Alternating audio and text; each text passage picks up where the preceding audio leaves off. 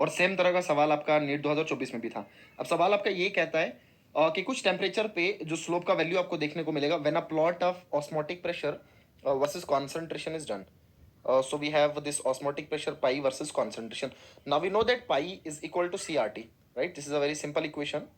Pi is equal to CRT. अच्छा, जब आप इसको y is equal to mx plus c से कंपेयर कर लो स्ट्रेट लाइन इक्वेशन से, उसे y mx plus c. So there is no intercept. अब इंटरसेप्ट नहीं होगा तो आपका ओरिजिन से ग्राफ स्टार्ट होगा.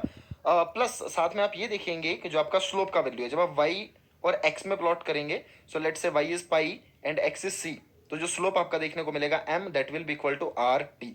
सो सिंपली कुछ इस तरीके से आपका ग्राफ बनेगा और जो स्लोप आएगा, स्लोप बराबर होगा आर टी के.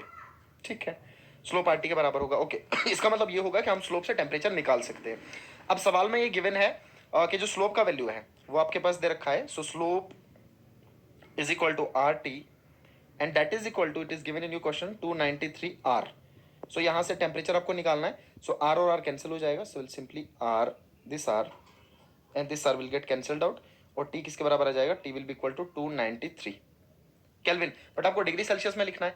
सर अगर आपको डिग्री सेल्सियस में लिखना है इसको, ठीक, क्योंकि केल्विन में तो कोई भी ऑप्शन आपका मैच नहीं कर रहा है, तो डिग्री सेल्सियस में कितना आ जाएगा? दैट विल बी 293 माइनस 273 कर दीजिए. सही है, कन्वर्ट करने के लिए प्लस कर देते हैं और कम करने के लिए माइनस कर दीजिए. So that will be equal to 20 degree Celsius. So answer आपका आ जाएगा 20 डिग्री सेल्सियस, ऑप्शन बी.